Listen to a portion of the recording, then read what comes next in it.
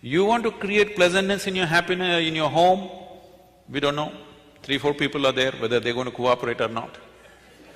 If you want to create pleasantness in your city, there are too many people, we don't know whether they'll cooperate or not. If you want to create pleasantness in the world, you know. Nobody in this world happens 100% the way you want them. Did your parents happen 100% the way you want them? Did they? The children can say, it's okay. Did your friends happen 100% the way you want them? Did your spouse or partners happen 100% the way you want them? Not even your dog. These days they do their own things. Nobody happens 100% the way you want them, but that is not the problem. The problem is this one. This one is not happening the way you want him to be. That is the problem, isn't it? If this one happened 100% the way you want him, life around you, whichever way it happens, it's either a breeze or an adventure. Yes? It is either a gentle, the fragrance of the jasmine on a gentle breeze, or it's an adventure. There is no unpleasantness. Unpleasantness is happening from within you, never from outside of you. No, you don't know how unpleasant my boss is. No, he only causes, at the most, if he's causing unpleasantness around you. He cannot cause unpleasantness within you, isn't it? This is your work. This is completely your work, isn't it? Why would anybody cause unpleasantness to himself? Simply because we have chosen to live unconsciously, just as a compulsive reaction to everything that's happening around us. For solutions, we are looking into books, we are looking into all kinds of things. We are always looking elsewhere, never inward. This happened. We are from Tennessee. In Tennessee, every family with some kind of tradition has their own leather-bound, large-sized Bible of their own. They're very proud of this. It's so large, you can barely open it, at least children cannot. One day a boy, 12 years of age, who was studying in a boarding school elsewhere, came home and he found this huge book sitting there and he opened it. A few pages he opened, a leaf which had been there in the book for a long time, it was dry, it flew out and fell down. Then he called out loudly, "Mama, come and see what I found." She said, "What is it that you have found?" "Mama, come and see, please come and see what I have found." She said, "Come, tell me, what have you found?" He said, "I think I found Adam's underwear."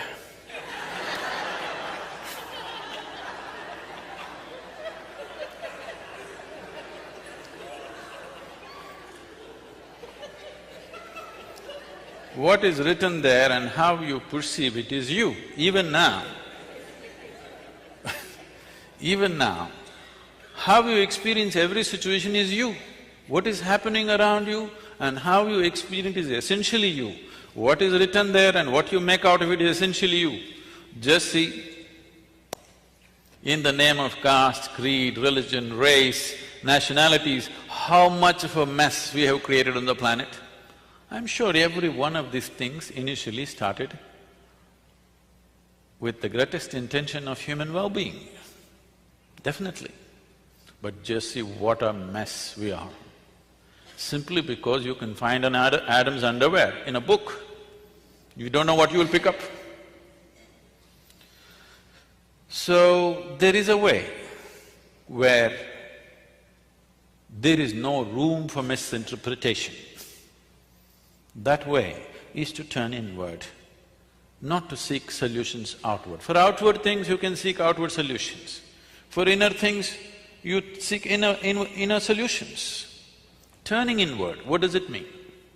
Right now, as I earlier mentioned, the only way you can perceive is through five sense organs: seeing, hearing, smelling, tasting, touching. All these things are essentially outward bound. See, you can see what's around you. You cannot roll your eyeballs inward and scan yourself. You can hear this, but so much activity in this body, you cannot hear that. If an ant crawls upon this hand, you can feel it. So much blood flowing, you cannot feel it. In the very nature of things, sense organs are outward bound, but everything that you experience is happening from within. This is the fundamental human predicament. Only if you turn inward, then you are into what you're referring to as India studies. Otherwise, India is a glorious chaos. Lot of Indians miss it. Too much order in America. Once in a way they have to go out and get lost and have a diarrhea at least. Yes or no? If not enlightenment, at least a diarrhea. You must eat the street food and something must happen. No, it need not be like that. It is just that it's very organic. It is always depending upon touching the inner genius within every human being. It is not depending upon the organization of the outside, which can be very chaotic. For a person who's been born and brought up in Western societies, India could be bewildering and scary. But you will see, Indian people are so much at home with the chaos because it's so organic. Everything is happening because of the human being. If one human being stops being human for a moment, everything collapses. So you can't afford to be mechanical about your life. You have to be conscious, otherwise you cannot manage even simple things in home. Initially, this was created consciously. Over a period of time, other things have happened, unfortunately. Now, this whole process of looking inward, what does it mean? Can I tell you my own story? It's okay with you? You're becoming very serious, it scares me. Shankaran Pillai came to United States. He had an international driving license. So he decided to take his car, his son-in-law's car, out for a spin. He's a good driver. If you have driven in India, you better be a good driver, otherwise you're a dead driver. So, very confidently he was driving. Then his wife called up on the phone and said, "Are you on I-75?" He said, "Yeah." "Just watch out, the traffic news is saying there is a man driving at full speed in the opposite direction." He said, "What the hell, one man, hundreds of people are driving in the opposite direction."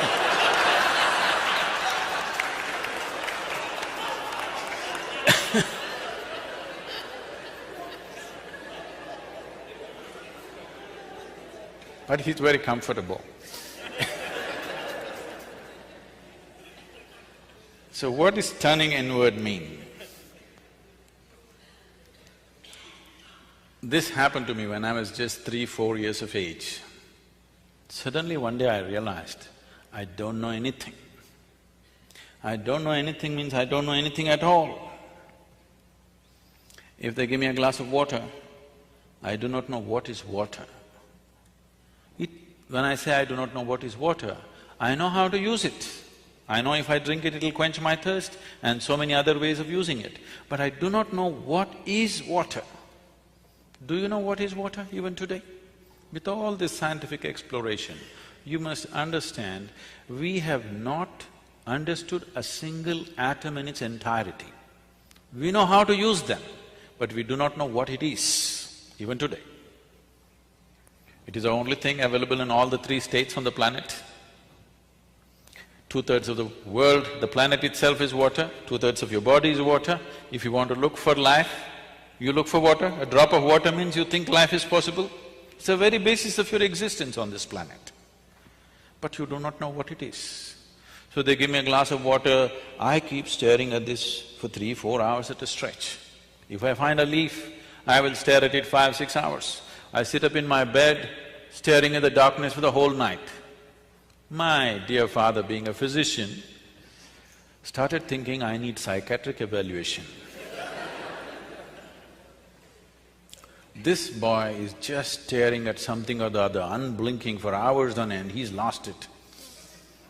My problem is, I look at this, I do not know what is this, how to shift my attention to something else, I'm just stuck to it, paying attention to it.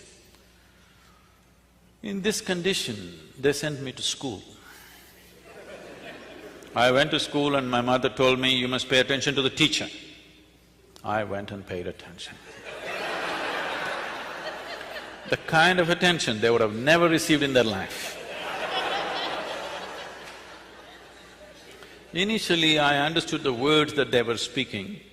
After some time, I realized they're only making sounds. I am the one who's making up the meanings in my head.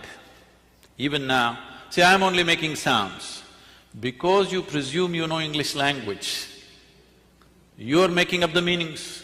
A language is a conspiracy between two people. Yes? Suppose I start talking in a language that you do not understand, it will be just sounds. Even now I'm only making sounds, you're making up the meanings.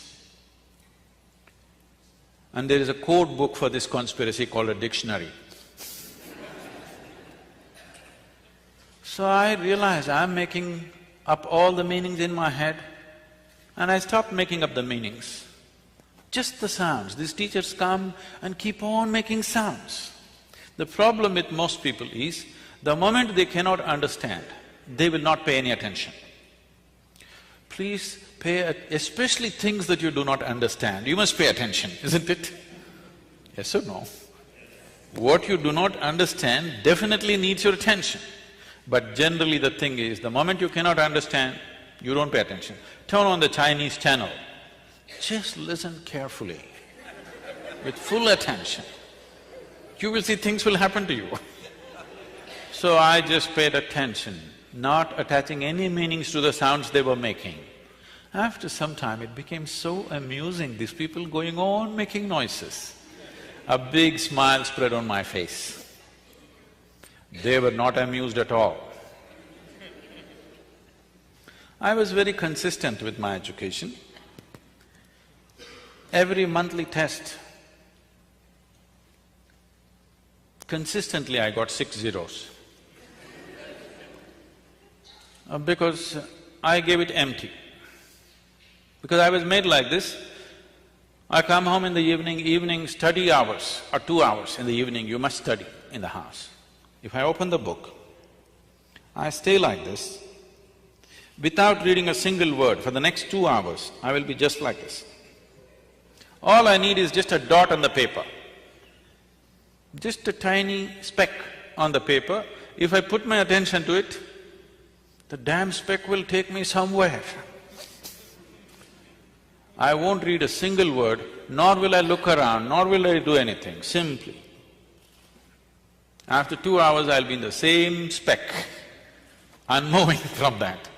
So my attention is like this, I'm paying attention to the teachers. So, I clearly remember this. When every month they give this report card, I don't know if you still have it. You still have that method of report cards? When the report card comes, some children will be strutting around, they are first, second, whatever. Some will be crying, they're terrified to go home because they got something. In my whole school days, all those 12 years, I never opened my report card. The teachers gave it to me, I took it and gave it to my dad. I thought this is a transaction between the two of them. I never wanted to, peep into that.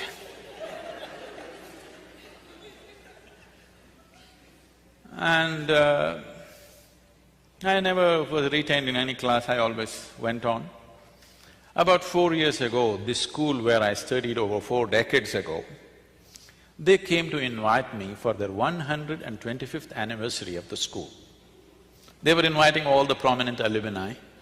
They came to invite me. I said, see, please, why me? I was not just a not good student, I was not even a student. Don't take me back to the school.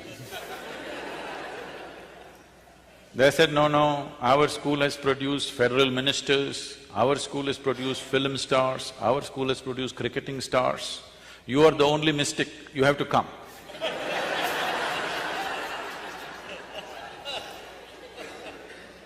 I said, okay.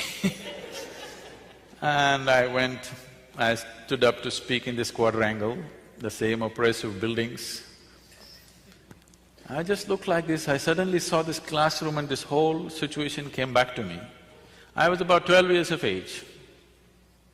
As usual, I am paying absolute attention to the teachers. I know the teachers past, present and future, but I don't hear a word of what they're talking. So that particular afternoon, this teacher is trying to get some response from me. But these are times when for 3, 4, 5 days, I wouldn't utter a single word. Because when you don't know anything, what do you say? What is there to say? You know nothing. If you look at a leaf, you don't understand that in entirety. If you look at anything, you don't understand in its fullness. So, there's nothing to say. He tried 35, 40 minutes trying to get some response. Nothing came out of me, I was paying full attention to him. He came, held me by the shoulder, shook me violently and said, you must either be the divine or the devil.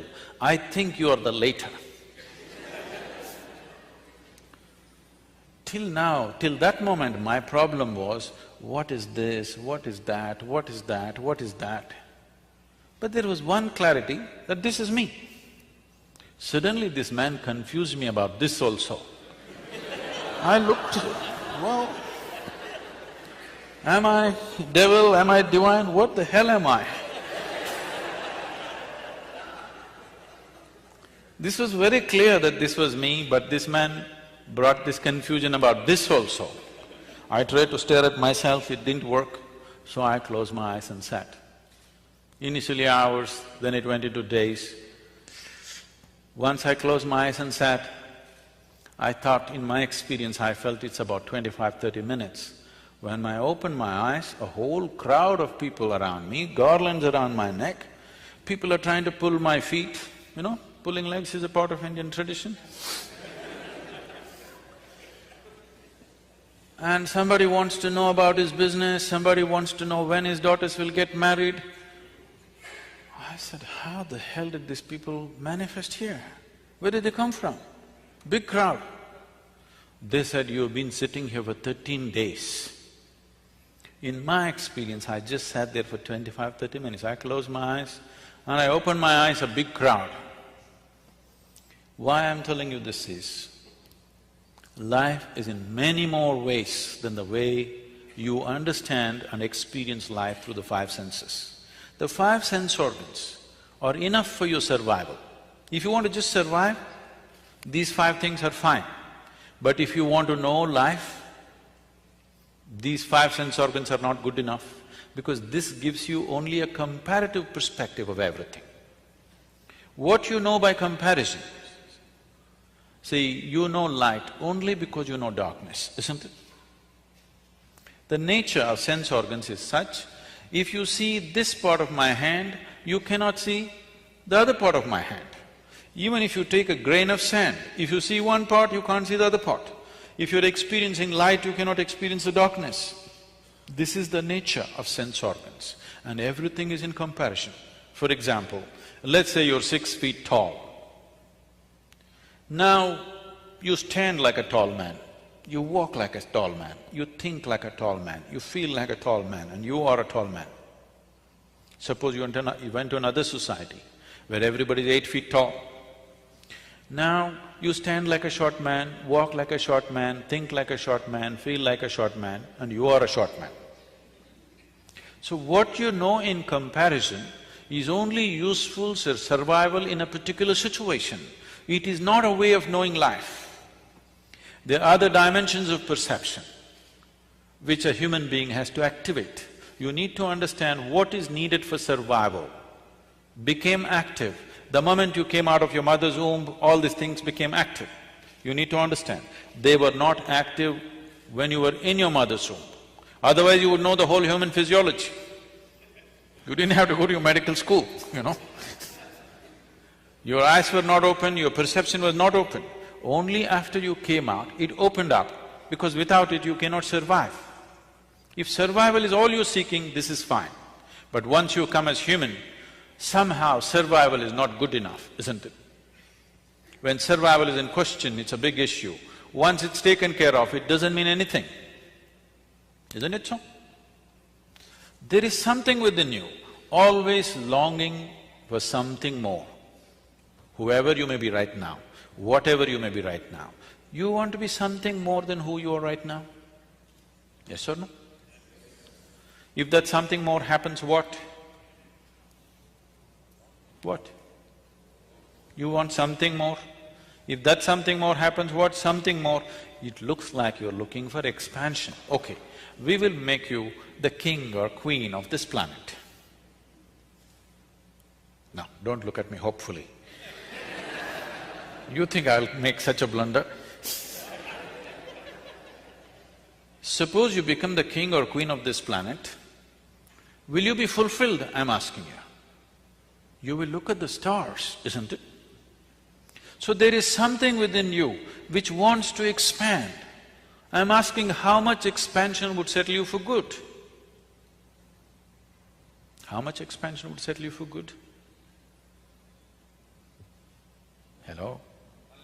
Unlimited. You're looking for infinite expansion, a fantastic desire, but a hopeless method. Your longing to become boundless is wonderful. See, there is something within you which does not like boundaries. Suppose I imprison you in a 5x5 cubicle right now, you will feel horribly imprisoned. Tomorrow, we will liberate you into a 10x10 cubicle. You will feel wonderful for a day, and again the same thing. Then we will liberate you into a 100x100 cubicle. You will feel wonderful for 3 days, and again the same thing. It doesn't matter where I set the boundary. The moment you can feel the boundary, you want to break it. Yes? There is something within you which does not like boundaries. There is something within you constantly longing to become boundless. You may be trying to settle this either unconsciously or consciously. If you're trying to settle it unconsciously, you think going out shopping will settle it. It does for a moment, again tomorrow the same thing. Or reading a book will settle it, or conquering something will settle it. All these things settles you for some time, and again the same thing. The moment you can feel the boundary, again it's a problem, isn't it? There is something within you longing to become boundless. You need to understand this. Boundaries are essentially the nature of the physical. The physical exists in this universe, the physical exists in creation only because of defined boundaries. I can call this a physical body only because there is a defined boundary. If I take away the boundaries of this body, could you call this physical? If it is all over the place, would it be physical? Only because it stays within a defined boundary, it's physical. So boundary is the nature of physical existence. There is something within you longing to go beyond all boundaries. So if you touch a dimension within you, which is not physical in nature, only then this will settle. Is there such a thing? Well, let's understand this. When you were born, your body was only this much, now it's become this much. How did it happen? What? How did it happen? The food that you've eaten, isn't it? The food that you've eaten. So what you call as my body is a heap of food, actually, or it's a piece of this planet. Physical is something that you gathered over a period of time, yes? Physical is an accumulation. What you accumulate, at the most, you can claim it is mine. It cannot be you, isn't it? It can be yours, it can never ever be you. It can be mine, it can never ever be me, isn't it? What you gather can belong to you, cannot become you. But right now, you are so identified with things that you have gathered, not only in the body, in the mind. Your mind is a heap of impressions that you have gathered. Your mind is a gathering, your body is a gathering. Both are accumulations. Between these two things, where are you? A dimension beyond the physical, which is the basis of all this. If you eat a piece of bread, it transforms it into such a fantastic machine that we call as human mechanism. This human body is the most sophisticated technology on the planet. Do you agree with me? Yes. The iPhone users, I'm asking you. Because I see you so deeply engrossed in it, you seem to think it's more than the eye. Now, this is the highest level of technology found on the planet. Everything else is a small imitation of this, isn't it? And with what are you manufacturing this? With a piece of bread, with a carrot, with an apple, with whatever you eat. Just about anything that you eat, even if you eat the so-called junk food, even that is becoming wonderful technology. So there is an intelligence here, there is a competence here, which is capable of transforming a piece of bread into such a highly sophisticated machine.